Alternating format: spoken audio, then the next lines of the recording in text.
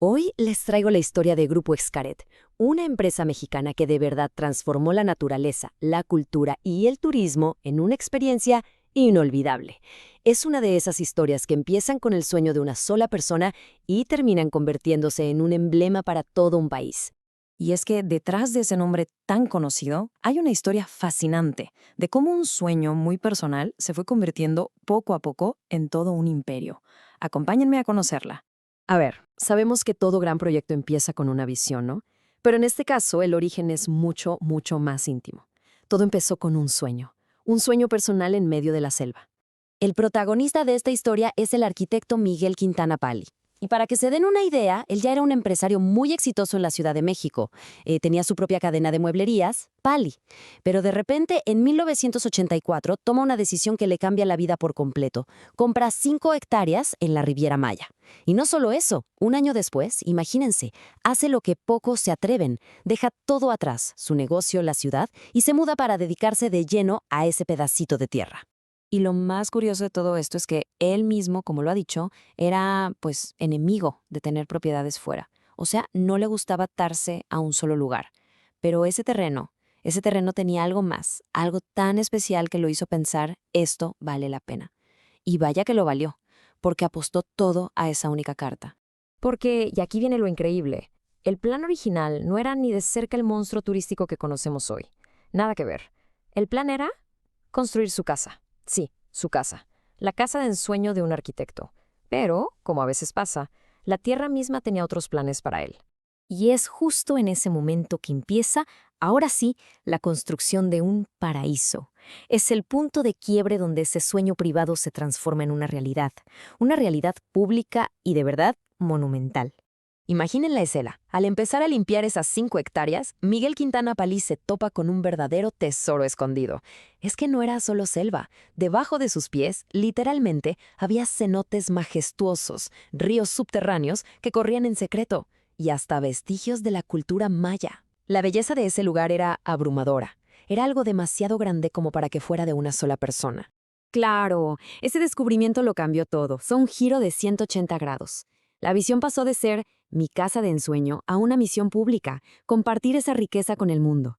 Y es que justo de eso se trata, ¿no? Los grandes proyectos nacen cuando alguien se atreve a ver lo que otros no ven, y él vio el potencial de mostrarle esa maravilla a todo el que quisiera conocerla.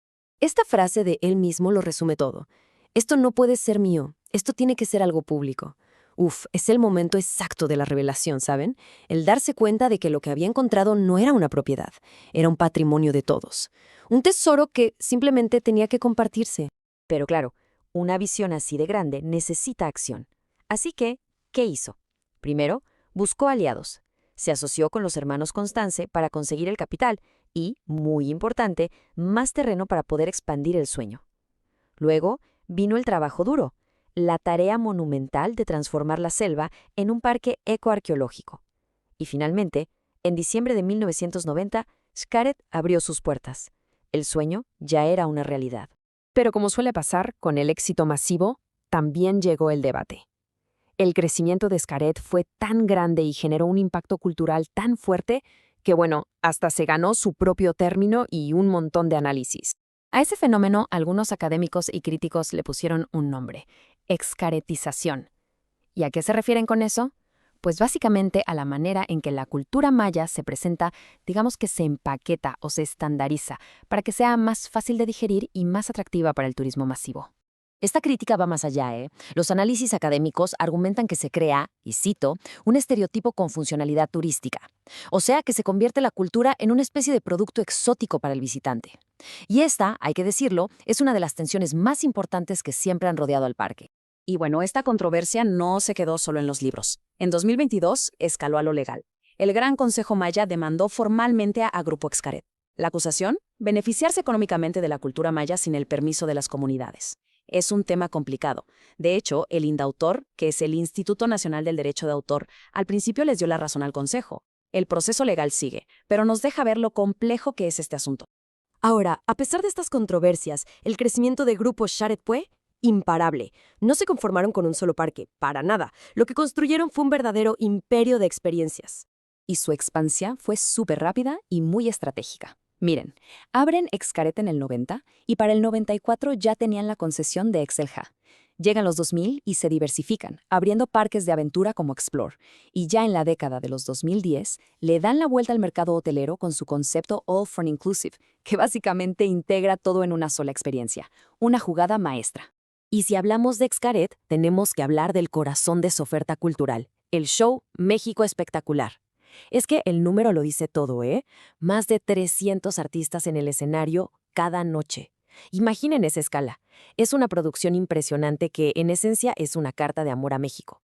Y claro, un esfuerzo de ese tamaño no pasó desapercibido. La Asociación Global para la Industria de Atracciones, que es como el Oscar de los parques, les dio el Brass Ring Award, y no por cualquier cosa, sino como la mejor producción teatral del mundo. Un logro de verdad, de talla mundial. Entonces, llegamos al punto clave. ¿Cuál es el legado de todo esto? Porque aquí nos encontramos con una dualidad fascinante. ¿Es Xcaret una especie de embajada cultural de México para el mundo o es un espectáculo perfectamente diseñado para el consumo? Porque por un lado tenemos el reconocimiento global, y no de cualquiera. En 2024, la mismísima ONU Turismo le dio un reconocimiento a Miguel Quintana Pali por su compromiso con el turismo sostenible y la preservación del patrimonio. Eso, sin duda, le da un peso enorme a su visión. Ahí está la dualidad de Xcaret, ¿ven? Por un lado, es una embajada que promueve el orgullo por México, que genera empleos y que tiene premios mundiales por su visión de sostenibilidad. Pero por el otro, está la crítica, la de crear una realidad recreada, una versión idealizada y comercial de la cultura, sin olvidar el impacto ambiental que algo tan grande implica. Al final, no se trata solo de hacer negocios, sino de dejar una huella, y la de Xcaret es sin duda muy profunda y muy compleja. Y esto nos regresa a la pregunta central, al gran dilema que plantea Xcaret. ¿Es preservación cultural o es una simulación perfecta? ¿Un esfuerzo genuino por rescatar tradiciones? ¿O un producto increíblemente bien diseñado para el asombro y el consumo? La respuesta, muy probablemente, no es blanca o negra, sino que vive en los matices. Lo que es innegable es que Grupo Xcaret no es solo un parque, es una declaración poderosa de lo que México puede lograr cuando se combina visión, cultura y, sobre todo, excelencia. Pero ahora me encantaría leerlos a ustedes. ¿Qué opinan de todo esto? ¿Creen que Xcaret es una de las grandes joyas del turismo en México? ¿Ya han tenido la oportunidad de visitarlo? Déjenmelo saber en los comentarios. Denle like si estas historias de emprendimiento les inspiran y, por supuesto, suscríbanse para que no se pierdan más historias de éxito empresarial que están dejando huella.